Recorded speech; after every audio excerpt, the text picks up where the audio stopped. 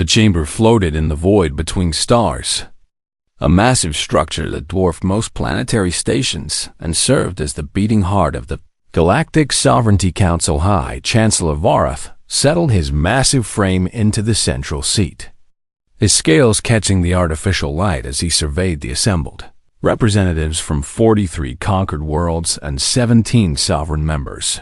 "We gather to discuss expansion," Vorath announced, his voice carrying the weight of centuries and the authority of a species that had never known defeat around him.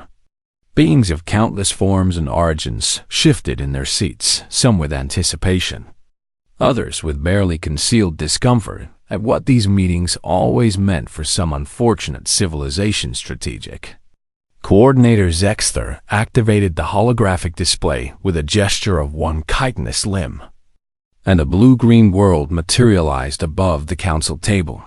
Designation: Earth. Zexter's translated voice echoed through the chamber, mechanical and precise as always.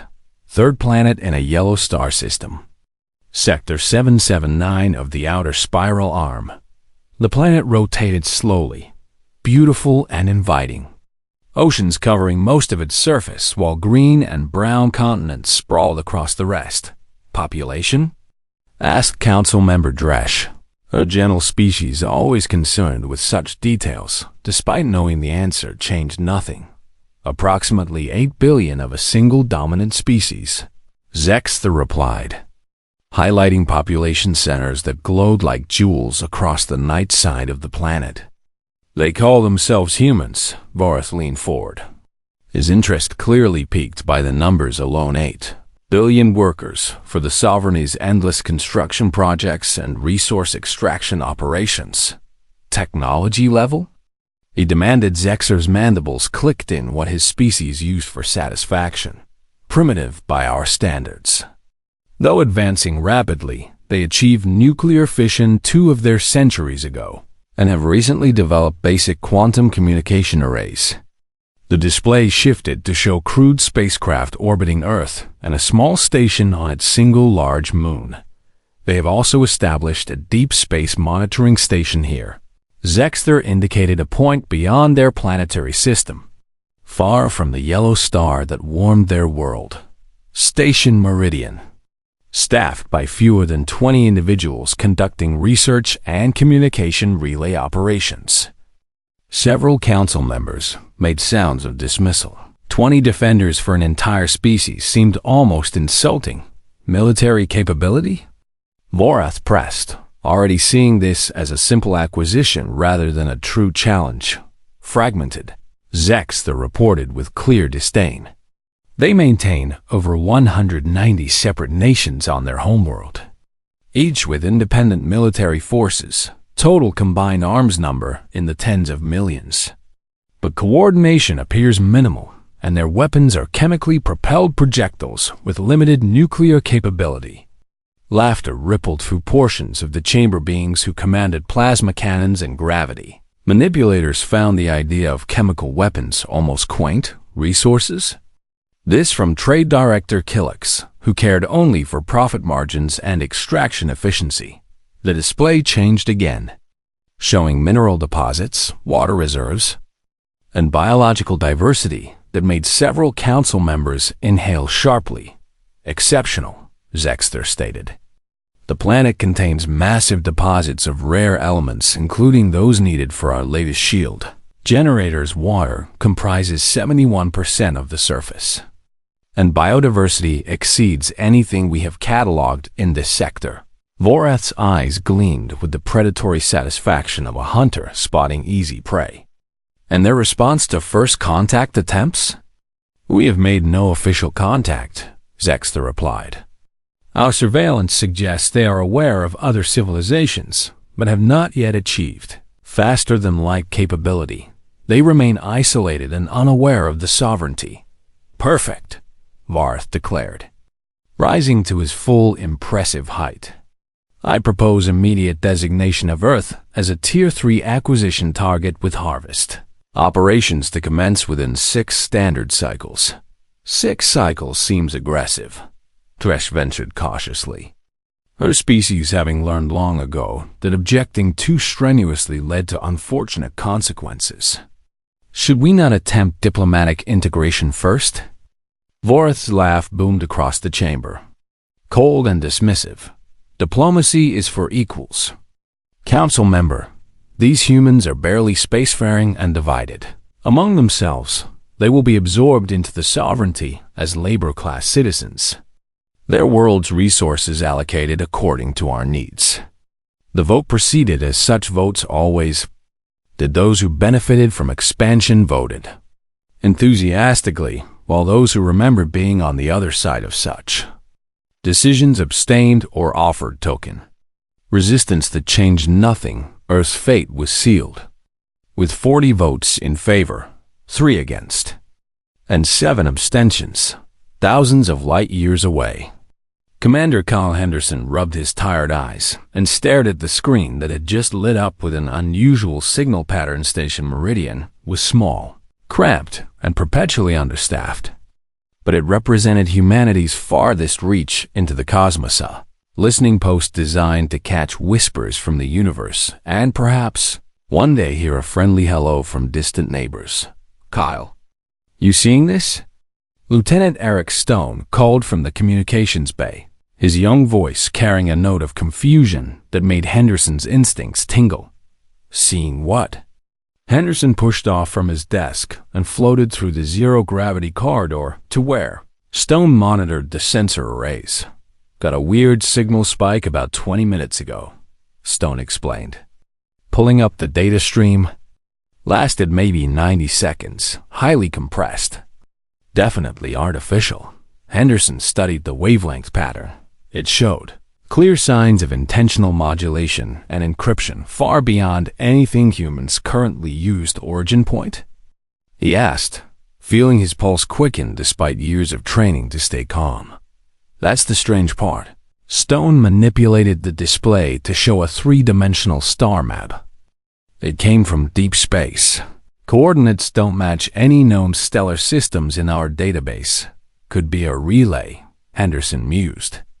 Or a ship way out there. Stone sounded skeptical. We're talking about a position that would take us 50 years to reach at our current speeds. Henderson knew his young officer was right. They barely had working spacecraft that could reach Mars in reasonable timeframes, let alone venture into the deep black between stars. Can you decrypt any of it?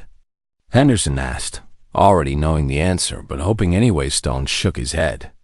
It's using encryption protocols we don't recognize, but sir, I did find something weird when I ran a basic frequency analysis.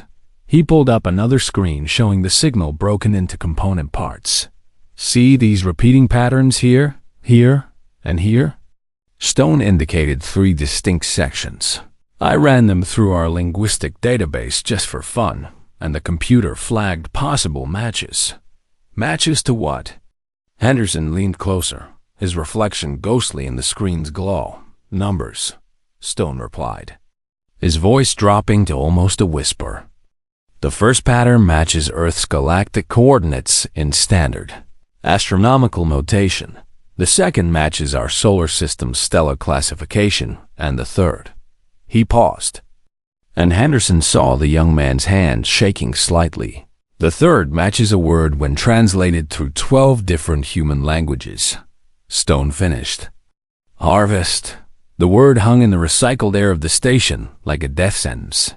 Henderson felt ice spread through his veins. Coordinates, classification, and harvest were not words that appeared together by accident. Send an encrypted packet to Earth Defense Command immediately, he ordered, his voice steady despite the fear crawling up his spine. Priority Alpha 1, direct to General Clark's office only. Sir, that classification is reserved for imminent threats too. I know what it's reserved for. Lieutenant, Henderson interrupted. Do it now. As Stone rushed to comply, Henderson stared at the signal data and understood with terrible clarity that humanity's childhood in the cosmos had just ended somewhere out in the dark between stars. Someone had noticed Earth, and they were not coming as friends, Back in the Sovereignty Council chamber, the meeting dissolved with members departing to their various territories and duties, none aware that a fragment of their encrypted transmission had leaked through a quantum fluctuation and been caught by primitive human sensors, none aware that the prey they had selected was about to do something that no species in galactic history had ever managed to fight back before the first shot was even fired. Henderson began composing a message to Ambassador Lisa Brennan on the trade station at Castor 7, where she worked to build humanity's first relationships with the few alien merchants willing to deal with such a young species. She needed to know what was coming, and more importantly, she needed to start gathering intelligence while humanity still had time to prepare the transmission from the Sovereignty Council had been meant to coordinate an invasion fleet instead. It had given humanity its only warning, and Commander Kyle Henderson intended to make sure that warning was not wasted. General Brandon Clark had commanded Earth's unified defense forces through 2 regional conflicts and countless diplomatic crises. But nothing in his 40 years of military service had prepared him for the message that appeared on his secure terminal at 3 in the morning. The encryption code alone told him this was Sirius Alpha 1 priority from Station Meridian meant Commander Henderson believed Earth faced an imminent existential threat. Clark read the decoded message 3 times, each reading making his blood run colder. Alien transmission intercepted. Coordinates match Earth. Signal contains word harvest in multiple translation matrices. Recommend immediate defensive posture and intelligence gathering operations. The general reached for his communications panel and began making calls within 2 hours. Every major defense installation on Earth had gone to alert status yellow, and within 4 hours, Dr. Nicole Warren was boarding a hypersonic transport from her university position in California to the defense headquarters in Geneva. Nicole was humanity's leading expert in xenolinguistics, a field that had been purely theoretical until 18 months ago, when the first confirmed alien artifact was discovered drifting in the Kuiper Belt. Now, her theoretical knowledge might be all that stood between humanity and whatever harvest meant in the context of an advanced alien civilization. Show me everything, Nicole demanded the moment she entered the secure briefing room, not bothering with pleasantries, despite the collection of high-ranking military officers and government officials assembled there. Clark appreciated her directness and immediately pulled up the signal data on the main display. Nicole studied the patterns for several minutes, her fingers dancing across a tablet as she ran comparison algorithms against every linguistic database humanity possessed. This is sophisticated, she murmured, more to herself than the assembled group. Multiple encryption layers using what looks like quantum entangled keys. Whoever sent this didn't want it intercepted by primitive species. Can you decrypt it? Asked Director Patricia Hughes from the Intelligence Division, a voice tight with barely controlled anxiety.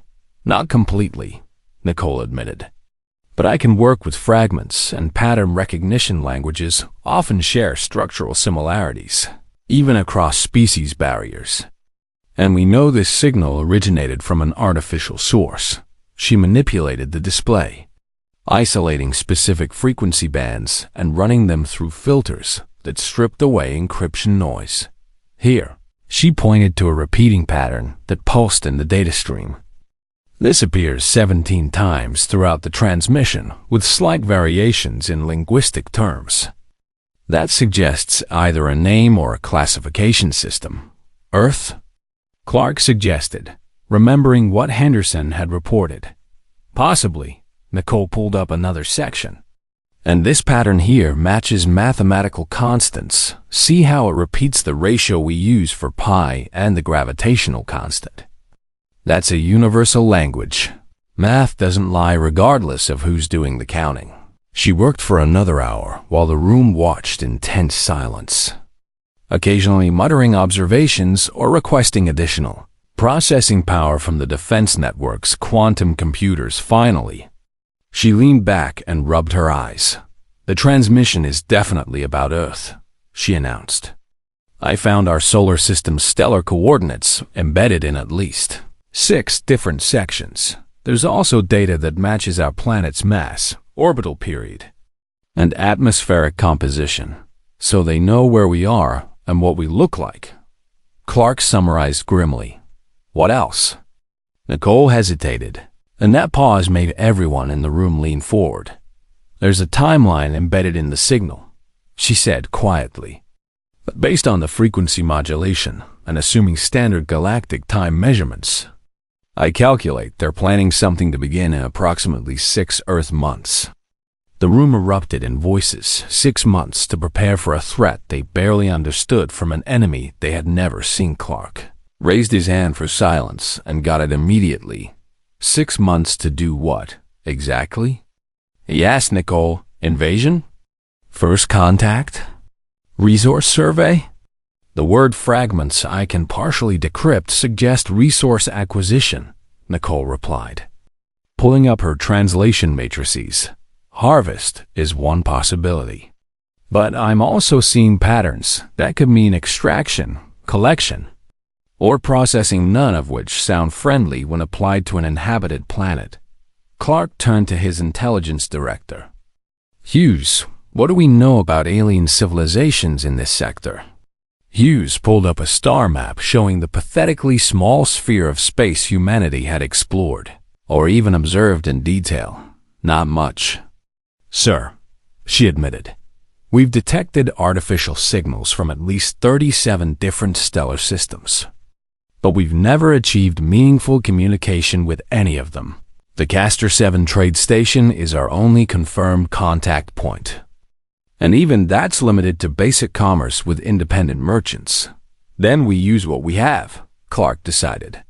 Get me a secure line to Ambassador Brennan at Castor 7 immediately. 12 light-years away on the dusty trade station that orbited a dying red star. Ambassador Lisa Brennan was negotiating the purchase of refined metals when her secure communicator vibrated with an emergency code. She excused herself from the merchant Quilmesh, a friendly trader from a species humanity had designated as the Tall Grays for lack of a better term, and moved to a private booth. Clark's face appeared on the screen, and Lisa knew immediately that something catastrophic had happened. Lisa, we have a situation, Clark began without preamble, and proceeded to brief her on everything Henderson had discovered and Warren had decrypted. Lisa listened with growing horror, her mind already racing through implications and possibilities. Sir, I need to gather intelligence without revealing what we know, she said when Clark finished. If there's a hostile power planning something against Earth, they might have agents or allies here on Castor 7. Agreed, Clark replied. You have full authorization to use any resources necessary. We need to know who's targeting us, what their capabilities are, and whether we have any potential allies. Understood. Sir, Lisa said. I'll begin immediately after the call ended. She sat in the booth for several minutes, thinking through her approach. Castor 7 was a neutral trading hub, where dozens of alien species met to exchange goods and information. It was also a hotbed of gossip, rumors, and intelligence that flowed as freely as the various intoxicants sold in the station's numerous establishments. She returned to find Quilmesh still waiting patiently, his large eyes reflecting curiosity about her sudden departure. Apologies, friend Quilmesh, Lisa said, settling back into her seat. Urgent business from home. All is well, I hope? Quilmesh asked, his translated voice carrying genuine concern. They had built a real friendship over the past year of trading. Lisa made a decision in that moment, gambling that Quilmesh's friendship was genuine. May I ask you something in confidence? She said quietly, leaning forward. Quilmesh's expression shifted to something more serious, and he made a gesture that his species used for solemn promises. You have my word, Lisa Brennan, what troubles you? Have you heard any talk of expansion plans by the major powers? Lisa asked carefully, specifically toward new territories or younger civilizations. Quilmesh's large eyes widened, and his skin tone shifted slightly, a sign of alarm in his species. You have learned something, he stated rather than asked.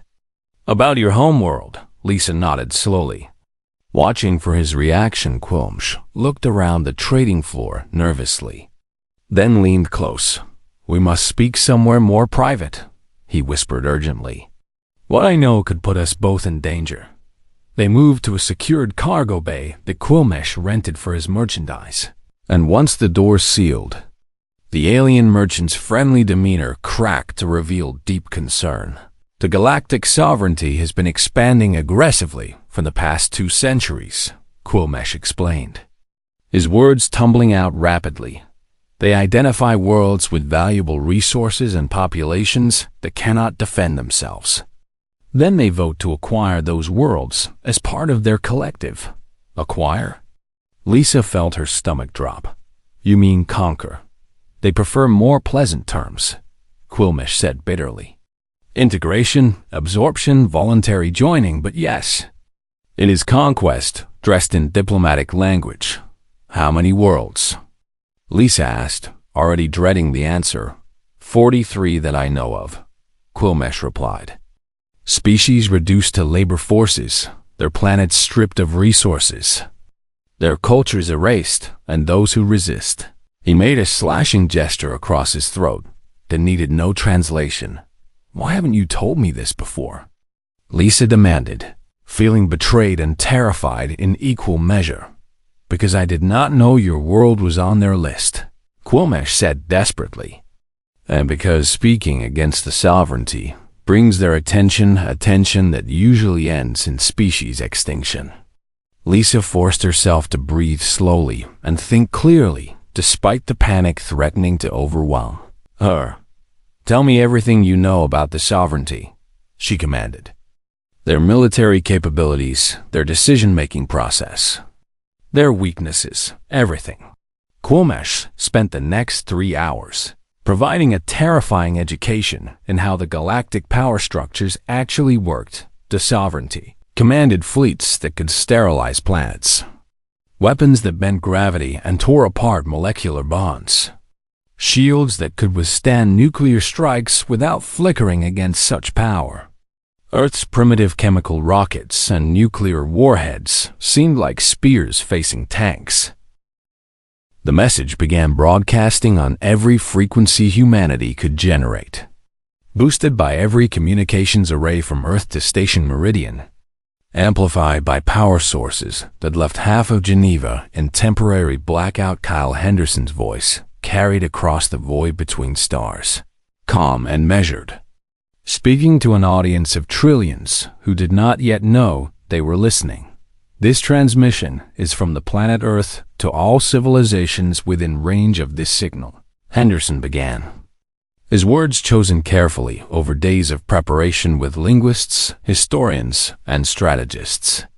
We are a young species making first contact under difficult circumstances, and we believe honesty is the only foundation for future relations on 43 conquered worlds and 17 sovereign systems. Communication arrays picked up the unexpected broadcast and began routing it through translation matrices. In the Sovereignty Command Ship Devastator, Admiral Vorath was reviewing invasion fleet preparations when his communications officer interrupted with urgent alerts. Sir, we are detecting a massive broadcast from the target world, the officer reported, confusion evident in his tone. They are transmitting on all galactic standard frequencies. Impossible, Vorath snapped. Our intelligence indicated they had barely achieved basic quantum communication. Nevertheless, sir, the signal is genuine and extremely powerful, the officer insisted. They appear to be attempting first contact. Vorath's scales rippled with irritation. Silence their transmission immediately, sir. The signal has already propagated beyond our jamming range, the officer said nervously. Multiple relay stations have picked it up and are rebroadcasting standard galactic protocols for first contact require. I know the protocols. Vorath roared, but he also knew that attempting to suppress a first contact broadcast would raise questions the sovereignty could not afford. Route it to my station and alert the council. This changes nothing about our timeline. The officer complied, and Vorath began listening to what the humans had to say. Expecting desperate pleas for mercy or primitive attempts at negotiation, what he heard instead made his blood run cold. We wish to provide a complete picture of our species, Henderson continued, his voice now accompanied by visual data streams that painted humanity in the harshest possible light. This includes our history, our nature, and our capabilities. The first images showed ancient human warfare armies clashing with bronze weapons, siege engines destroying cities, populations put to the sword. We are a young species from a harsh world, Henderson narrated as the images progressed through history. Our planet breeds competition through scarcity, conflict through diversity, and innovation through necessity. Medieval warfare gave way to muskets and cannons, which gave way to machine guns and chemical weapons. Vorath watched in growing unease as the transmission showed the human capacity for organized violence. Millions of soldiers fighting across entire continents. Weapons that killed thousands in single attacks. This is our first world war, Henderson stated as footage of trench warfare filled the transmission. We killed 17 million of our own species over territorial disputes and political disagreements. The images shifted to show the aftermath: bodies in mud, cities reduced to rubble, entire generations lost to mechanized slaughter. 21 years later, we did it again, Henderson continued, and new horrors appeared on the screen. Vorath had conquered dozens of worlds, but he had never seen warfare on the scale humans had inflicted upon themselves. Massive tank battles, aerial bombardments that leveled cities, submarines hunting in deep oceans. Our Second World War killed 85 million humans, Henderson said with devastating calm. We developed weapons capable of destroying entire cities in single strikes. The transmission showed nuclear explosions, mushroom clouds rising over Japanese cities. The shadows of vaporized humans burned into concrete. Radiation sickness killing those who survived the initial blasts across the galaxy. Species that had never developed. Nuclear weapons watched in horror, those that had developed such weapons and wisely stepped back from the brink, watched with recognition and dread. We are the only species in our recorded history to have used nuclear weapons in warfare, Henderson stated, and we used them twice in succession to end a conflict that threatened our survival. But the transmission did not stop with weapons. Henderson showed environmental destruction, forests cleared, rivers poisoned, entire species driven to extinction by human expansion. We have damaged our own planet through industrialization and exploitation, he admitted. We have caused suffering to countless species through our actions. The honesty was brutal, unflinching, and strategically brilliant. However, Henderson continued, and now the tone shifted subtly. We are also the species that learned from these mistakes. New images appeared. Humans cleaning polluted rivers, protecting endangered species, building international institutions to prevent future wars. We developed global cooperation after nearly destroying ourselves, Henderson explained. We created laws against genocide. We banned chemical weapons. We established frameworks for peaceful resolution of conflicts.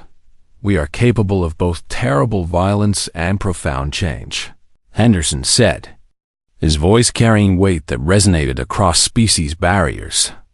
We are capable of destroying ourselves and choosing not to. Vorath wanted to dismiss this as primitive posturing, but the evidence was undeniable. Humanity had gone from bronze swords to nuclear weapons in less than 5,000 years. Their rate of technological advancement was terrifying.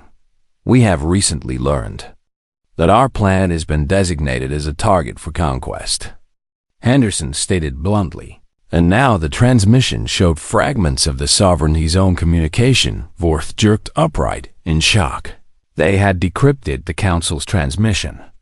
Impossible as that seemed, we have intercepted communications indicating that a force calling itself the Galactic Sovereignty intends to harvest our world and integrate our population. Henderson continued, "We wish to make our position absolutely clear." The images shifted one final time, showing not historical footage, but current military preparations, human spacecraft, primitive by galactic standards, but being produced in massive numbers, nuclear arsenals being expanded, and modernized biological research facilities conducting research into viruses and chemical agents. Earth is what xenobiologists would classify as a Class 12 death world, Henderson explained. And this technical detail made several alien species sit up and take notice. Class 12 worlds were rare planets where natural selection had created apex predators through constant environmental pressure. Our gravity is 0.8 standard, Henderson listed methodically. Our atmospheric oxygen content is toxic, too. 70% of known sapient species, our native diseases, include several that can cross species barriers. Our predator to prey ratio exceeds safe colonization parameters by a factor of 4. He paused, letting that sink in. Any species that attempts to occupy Earth will face not just human resistance, but planetary resistance, Henderson warned. Your soldiers will struggle with our gravity, suffocate in our atmosphere, die from our diseases, and be hunted by predators that evolved alongside humanity on the mining world of the Lara, a conquered species that had been reduced to slavery. Listen to this transmission with growing hope. Resistance leader Miratel shared the broadcast through underground networks, watching as her people heard another species refusing to submit. But more importantly, Henderson continued, his voice hardening, you will face humanity itself. The transmission showed rapid-fire images of human capabilities, special forces operations, submarine warfare, orbital mechanics, genetic engineering. We are a species that has practiced warfare continuously for our entire recorded history, Henderson stated. We have specialists in every form of combat, from individual assassination to planetary siege. We have weapons that can sterilize continents and weapons that can kill a single target without collateral damage. We have studied the art of war for 5,000 years, he continued.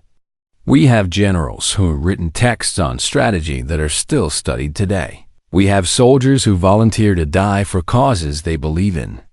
Vorath felt something he had not experienced in decades: genuine concern about a military operation. If the Galactic Sovereignty attacks Earth, we will not fight a defensive war, Henderson promised, his words carrying absolute conviction. We will fight a total war. The transmission showed hypothetical scenarios: human warships attacking supply lines, human agents sabotaging infrastructure on distant worlds, human weapons deployed without regard for conventions or mercy. We will target your shipyards and your factories, Henderson listed methodically.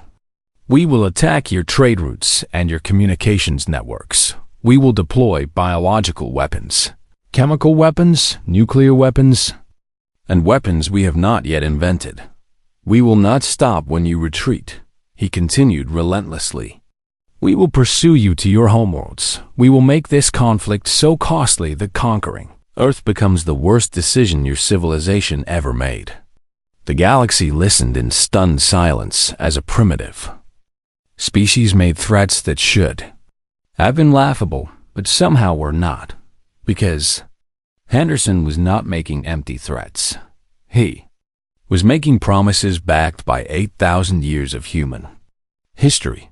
However, Henderson said, and now his tone shifted again to something almost gentle. We do not wish for conflict. The transmission reached the mining colonies of Valara 3 hours after it began broadcasting, and Miratel watched it on a salvage display, hidden in the depths of the processing facility where her people had labored for 40 years around her.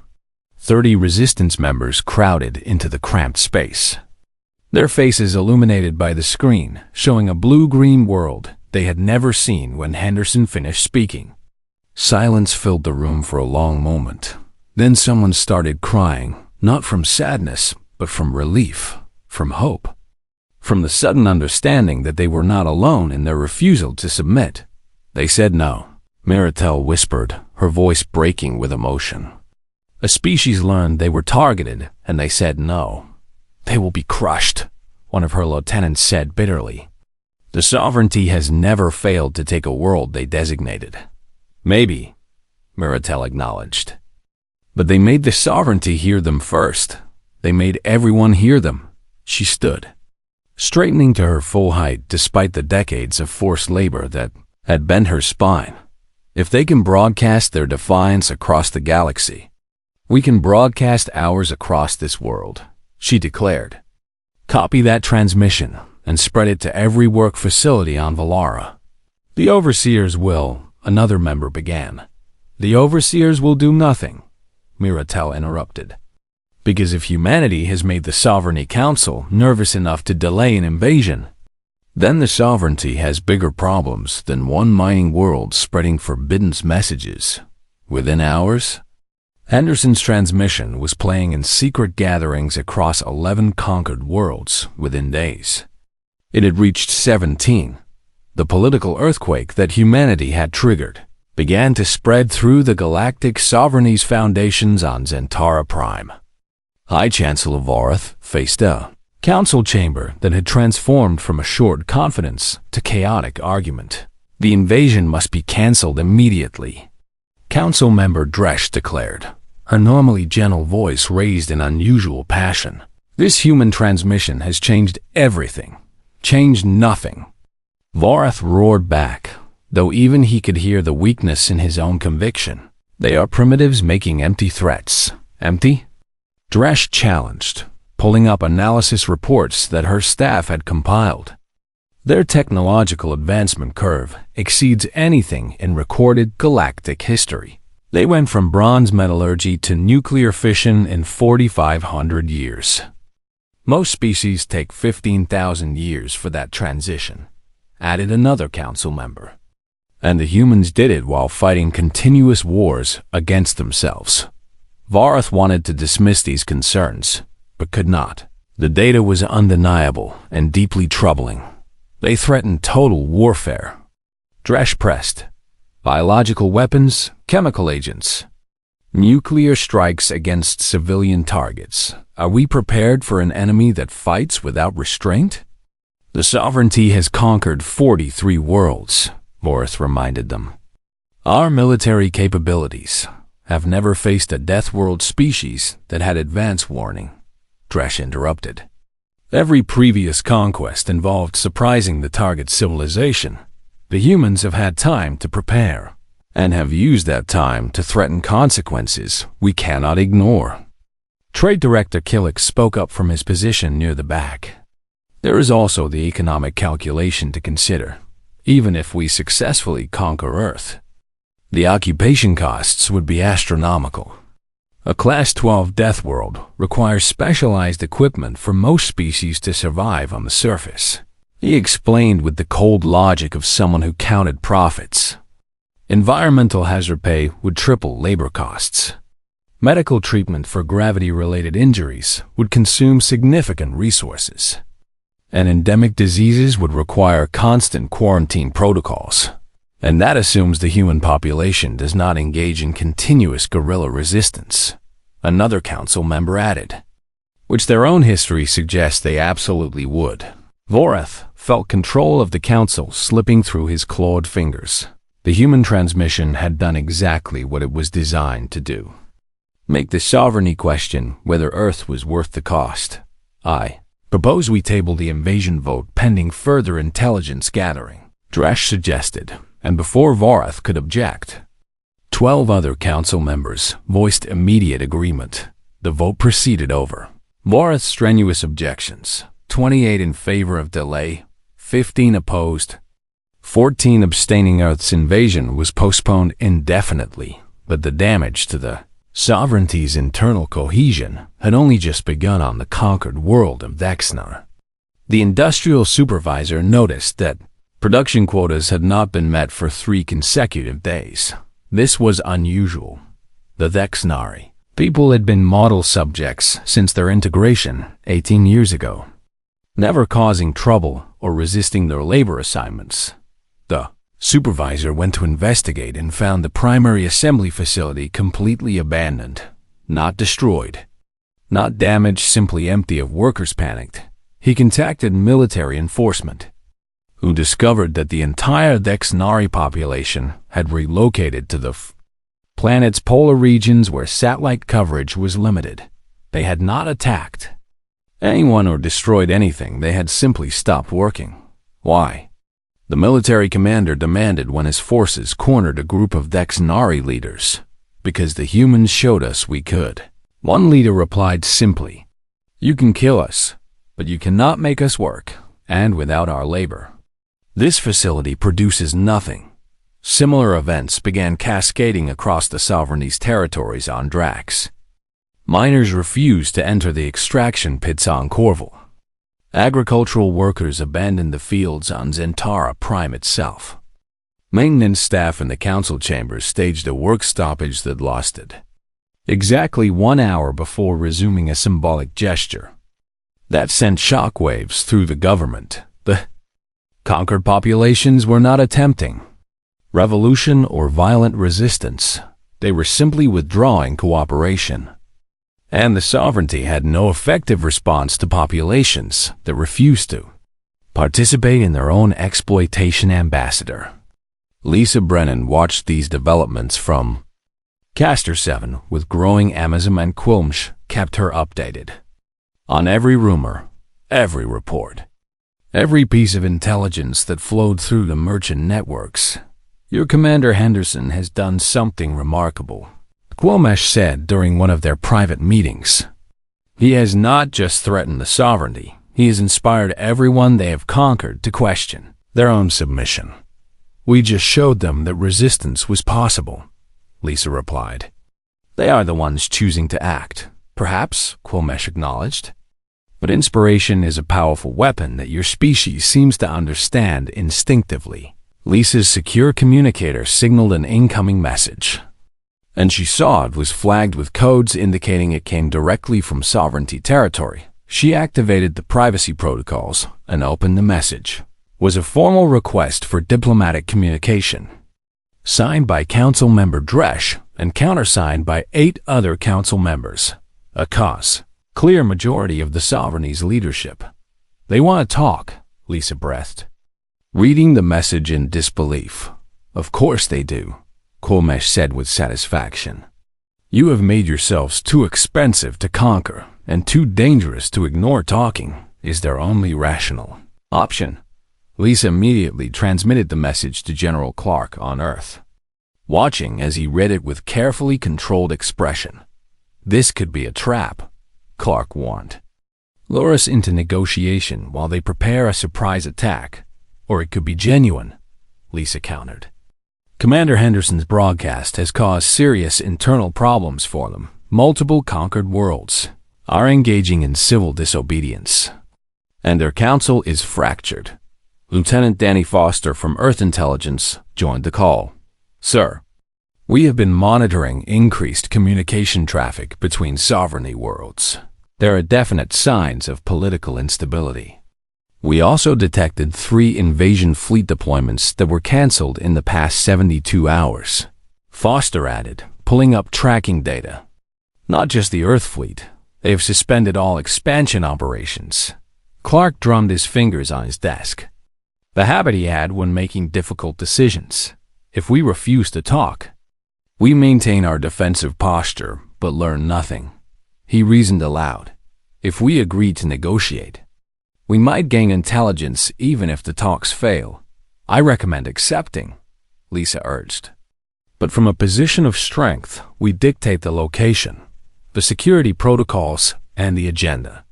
And we make it very clear that any treachery will result in exactly the consequences Commander Henderson promised." Clark added grimly. The response was transmitted within the hour. Earth agreed to preliminary diplomatic contact at the neutral station of Harmony Point, a facility specifically designed for first contact situations between potentially hostile species. Security would be provided by an independent species known as the Arbiters, who had maintained neutrality in galactic politics for over 3,000 years. The meeting would include representatives from Earth, the Sovereignty Council, and any other species that wished to observe the proceedings. This last provision was Lisa's suggestion, and it was brilliant in its strategic implications. By making the negotiations public, Earth ensured the sovereignty could not misrepresent what was discussed or agreed upon. More importantly, it gave conquered species a voice in determining their own futures within days. 16 species requested observer status for the negotiations within a week. That number had grown to 29. Galactic sovereignty found itself facing not just humanity, but Harmony Point Station floated in the void between galaxies.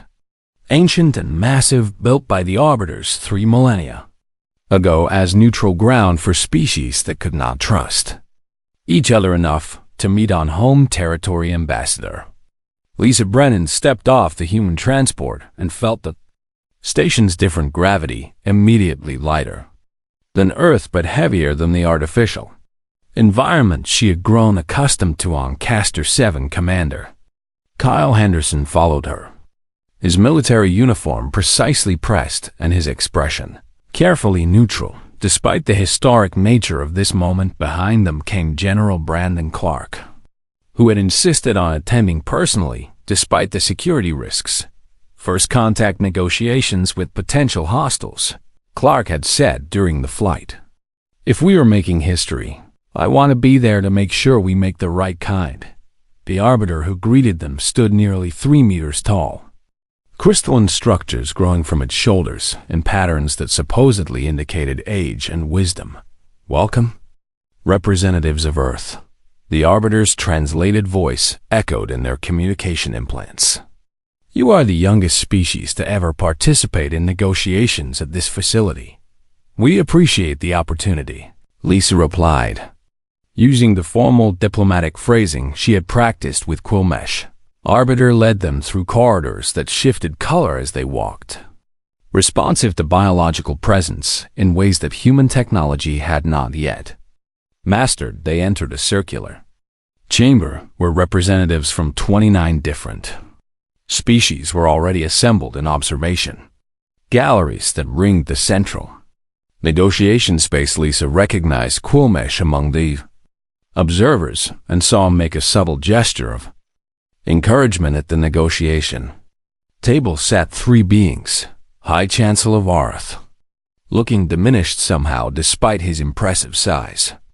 Council Member Dresh, whose expression conveyed cautious hope. And Strategic Coordinator Zexther, his insectoid features unreadable to human interpretation. The 4th seat at the table was for Earth's delegation. Lisa took the primary position, with Henderson on her right and Clark on her left.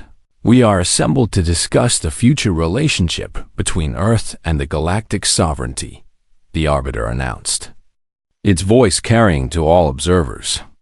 "These proceedings are being broadcast to all participating species and will become part of galactic public record." Vorath shifted uncomfortably. He had argued strenuously against public negotiations, but Council Member Dresh had insisted and won the vote. "The sovereignty extends greetings to the people of Earth," Dresh began, speaking before Vorath could establish dominance, "and wishes to discuss how our civilizations might coexist peacefully. Earth appreciates this outreach." Lisa responded carefully. "However, we must address certain fundamental issues before discussing coexistence." She activated a holographic display showing the sovereignty's intercepted transmission. This communication Designated Earth as a Tier 3 acquisition. Target with harvest operations planned within 6 standard cycles. Lisa stated, her voice clear and firm. We require clarification on what those terms mean, an assurance that such designation has been permanently rescinded. Vorath's scales rippled with irritation. But Dresh spoke before he could respond. The designation has been removed from all official records, Dresh confirmed. The proposed operations have been cancelled, and Earth is now classified as a sovereign world with full diplomatic protection. Forgive my skepticism, Lisa replied. But we intercepted that transmission by accident. How many other species have been designated as targets without their knowledge? The chamber fell into uncomfortable silence. Several observers leaned forward, clearly interested in the answer. The sovereignty has engaged in expansion operations for 2 centuries, Dresh admitted. Her honesty clearly not what Vorath wanted to hear. Many worlds have been integrated into our collective during that time. Integrated. Anderson spoke for the first time, his voice hard. That is an interesting word for conquest. The sovereignty offers protection and access to galactic technology in exchange for resources and labor. Vorath finally interjected, his tone defensive. Many species have benefited from integration, yet several of those species are currently engaged in civil disobedience and work stoppages. Lisa countered, pulling up reports from Valara, Dexiner, and 6 other worlds, which suggests they do not view integration as beneficial. Internal matters of the sovereignty are not subject to external. Vorath began.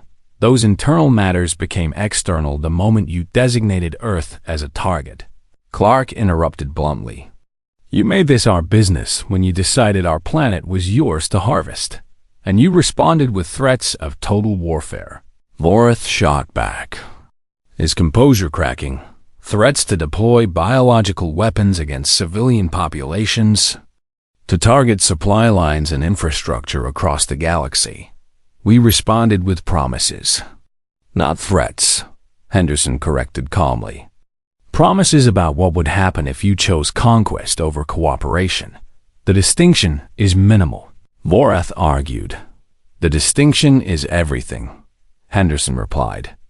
Leaning forward, we told you exactly what kind of species we are: brutal when threatened, innovative when challenged, and willing to fight without restraint when facing extinction.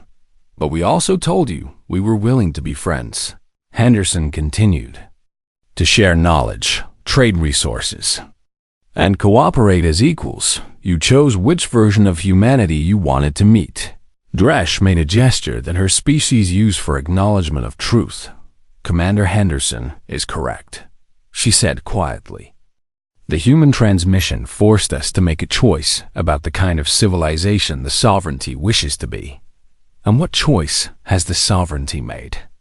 Lisa asked directly. Dresh glanced at Vorath, who looked away in clear disgust at what was about to happen. A faction within the council, which I represent, believes the sovereignty must reform, Dresh stated. We can no longer continue expansion through conquest and forced integration. And the other faction? Clark prompted, though he clearly already knew the answer. Believes we should consolidate our current territory and prepare for eventual conflict with species like yours, Dresh admitted. High Chancellor Vorath leads that faction. Vorath did not deny it, instead meeting their eyes with cold calculation. You have made yourselves too dangerous to conquer easily, he said bluntly. But that does not make you friends or allies. It makes you a threat that must be contained or partnered with, Lisa suggested. Commander Henderson's transmission showed you our capacity for violence, but it also showed our capacity for change. She pulled up different images. Now human cooperation efforts, international treaties, technological achievements accomplished through collaboration. We went from tribal warfare to global cooperation, Lisa explained. We developed weapons that could destroy our world and then chose not to use them. We identified existential threats like environmental destruction and work together to address them. You could have presented only your achievements, Tresh observed. Why did you choose to show your darkest moments as well? Henderson answered this time, because honesty builds trust. And we needed you to trust that we were serious about our promises. If we had claimed to be peaceful and cooperative, without showing our history of violence, you would have dismissed us as naive, he explained. By showing you both our darkness and our growth, we demonstrated that we understand the cost of conflict and choose cooperation anyway, assuming we believe your cooperation is genuine. Vorath interjected skeptically, whether you believe it or not. The current situation is untenable, Clark stated bluntly. Your empire is fracturing because conquered species saw one primitive world refuse to submit. If the sovereignty continues its current path, you will face rebellions on every integrated world. Are you threatening to incite rebellion? Vorath demanded. We do not need to incite anything, Clark replied. Your own policies have created populations waiting for any sign that resistance is possible. We simply provided that sign. Lisa saw the moment the negotiation could turn hostile and intervened quickly. Earth proposes an alternative to both continued expansion and defensive consolidation, she announced, activating a prepared document that appeared in holographic form above the table. We call it the Cooperative Galactic Framework, Lisa explained as the observers began reading the proposal. A voluntary alliance based on mutual defense, free trade, and protection of sovereignty. The framework outlined clear principles: no forced expansion, number conquest, no slavery or forced labor. It included provisions for mutual defense against external threats and dispute resolution. Through arbitration, it established trade protocols that ensured fair exchange rather than exploitation. Most importantly, it provided a path for currently integrated species to choose their own status, full independence, continued association with the sovereignty under new terms, or membership in the cooperative framework. This is naive idealism, Morris scoffed. You expect species that have been enemies for centuries to suddenly cooperate? We expect species that have been conquering and being conquered to recognize the pattern benefits no one, Lisa corrected. Your expansion strategy requires constant military investment and creates permanent resentment. Our framework offers stability through cooperation. And if species choose not to join? Vorath challenged. Then they maintain their sovereignty and are free to pursue their own interests, Lisa replied, as long as they do not threaten